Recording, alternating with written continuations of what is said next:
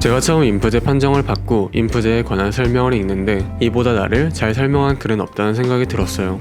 그리고 미친듯이 인프제에 관해 찾아보기 시작했죠. 나를 해부해 놓은 듯한 글들을 읽으며 내가 비정상이 아니었음에, 그리고 세상에 나 같은 사람이 모인 집단이 있음에 아주 커다란 위안과 안도를 얻었었어요. 그렇게 인프제에 관련된 정보를 찾아보며 저는 마치 나 사용 설명서를 찾은 느낌을 받았어요. 남들과 다르다는 걸 알면서도 내심 남들도 나 같을 거란 거짓된 믿음으로 이방인의 삶을 살아온 저에게는 마치 보물을 발견한 기분이었죠.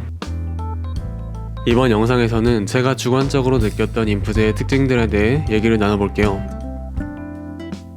일단 인프제들은 기본적으로 분석충이에요. 그 대상이 무엇이건 일단 분석하려 들곤 하죠. 저를 예로 들자면 호르몬을 알게 됐을 때 호르몬에 관련된 책만 10권을 넘게 사서 몇 번씩 읽고 노트 정리까지 했었어요. MBTI 역시 관심이 생기자 미친듯이 정보를 찾아다녔고요. 그런데 이게 MFP가 무언가에 빠지듯 하나에 빠지면 파고든다는 느낌보다는 내향직관의 최대 발현을 위해 판단을 유보시킨 채 최대한 많은 정보를 주입시킨다는 느낌이 강했어요. 흥미를 위한 활동이라 보기 어려운 이유는 제 내향직관이 쌓인 정보들 사이에 제가 원하는 정답 비스무리한 것을 찾아낼 즈음은 정보 주입을 곧바로 멈췄기 때문이에요. 이러한 사고 메커니즘이 인프제에게는 기본적으로 탑재되어 있는 것 같아요. 어떠한 결론을 내기 위해 결론이 날 때까지 필요한 정보를 찾아보고 최대한 많은 정보를 쌓아두는 것. 이건 제가 개인적으로 생각한 부분인데 혹시 인프제 분들 중에 신호등 건널 때 주변에 다른 신호등을 살피며 이 신호등이 바뀌면 이제 내가 건널 보도의 신호등이 바뀐다 라는 걸 찾아내시는 분들 있으세요? 구체적 사실들 간의 유기적 관계를 찾아낸다는 점에서 이건 역시 내향직관적 사고방식이기에 저는 인프제와 인티제 분들 중에 이렇게 신호등 간의 관계를 탐색하시는 분들이 꽤 있을 거라고 생각해요. 제 채널에 어떤 분이 이런 댓글을 남겨주셨어요. 세상에는 세 가지 유형이 존재한다. 인싸와 아싸, 그리고 인프제. 인프제는 인싸와 아싸 무리 어디에도 끼지 못하며 그저 인프제로서 존재한다. 대부분의 유형은 주변인들과 관계를 맺어 무리로 존재해요. 그리고 그 집단에서 소속감을 느끼고 서로와 유대 관계를 맺으며 살아가죠. 하지만 인프제는 주변에 친구가 많든 적든 진짜 소속감을 느낄 수 있는 집단 자체가 거의 없어요. 그래서 저는 인프제를 어떠한 무리가 아닌 점으로 존재하는 인간 유형이라 부르고 싶어요. 인프제 밈을 나타낸 짤 중에 이런 게 있는데, 인프제는 어떠한 무리에 있을 때 그저 관조하고 관찰하고 분석할 뿐 그 무리의 정치에 섣부르게 개입하거나 관여하지 않아요. 그저 양쪽의 의견을 들어보며 양쪽 다 그럴 수 있음을 인정하죠.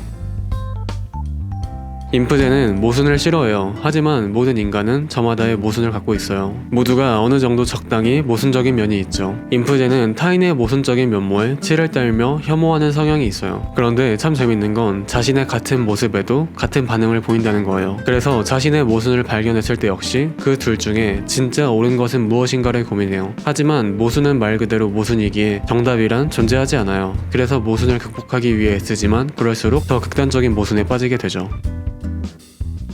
제가 보는 인프제는 아주 신기한 유형이에요. 감성적이라기엔 너무 이성적으로 사고하고 이성적인 유형이라기엔 너무 감성적이에요. 어느 한쪽에 있지 않고 아주 애매하지만 애매하다고 하기엔 양쪽 모두를 아주 확실히 느끼고 이해하고 있어요. 그 어떤 유형보다 모순적 면모를 싫어하지만 그렇기에 자기 모순에 빠지게 될 때가 많아요. 외향 감정을 이용해 누구와도 잘 지낼 수 있지만 절대로 아무나와 잘 지내지 않고 평균과 일반의 가치를 추구하지만 누구보다 복잡하고 주관적인 내면을 지니고 있죠. 세상에 대한 통찰력을 지니고 있지만 정작 자기 자신에 대해선 제대로 이해하지 못할 때가 많아요. 모두를 이해하려 하기에 그 어떤 유형보다 융통성이 있지만 때로는 누구보다 고집적인 면모를 보여주죠. 자기애가 큰 만큼 자존감이 바닥칠 때도 많아요. 이른 나이부터 어른스럽다는 이야기를 종종 듣지만 세상 물정 모르는 철부지 어린애라는 말도 그만큼 많이 듣는 유형이에요. 누구보다 혼자 있기를 원하는 동시에 타인과의 관계 속에서 삶의 의미를 찾는 사람들이기도 하죠.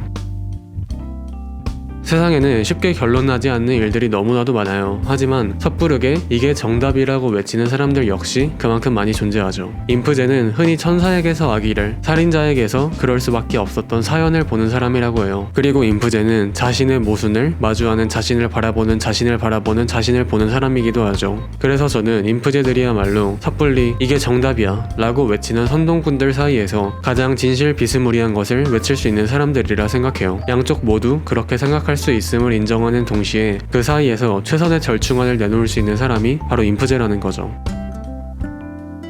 저는 제가 인프제란 게 싫지 않아요. 오히려 제가 인프제란 걸 알고 난 뒤에 제가 더 좋아졌죠. 여전히 사는 건 힘들고 예민한 성격은 바뀌지 않았으며 쉽게 상처받고 아파하지만 그럼에도 불구하고 현실 속에서 제가 할 수 있는 일들이 있다는 걸 알았으니까요. 인프제 중에는 자신의 이상적 모습과 현실의 자신의 괴리 사이에서 힘들어하는 사람들이 많다고 해요. 인프제는 늦게 피는 꽃이다 라는 문장을 저도 참 좋아하는데요. 제가 여태껏 힘들어했던 이유 중 하나는 그저 일찍 피는 꽃이 되려 했기 때문이었던 것 같아요. 어느 책에 나온 문장처럼 모두가 이른 봄에 피는 매화가 될 필요는 없다고 생각해요.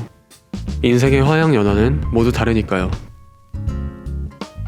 이번 영상은 여기까지예요. 그럼 저는 다음 영상에서 찾아뵙도록 할게요. 안녕.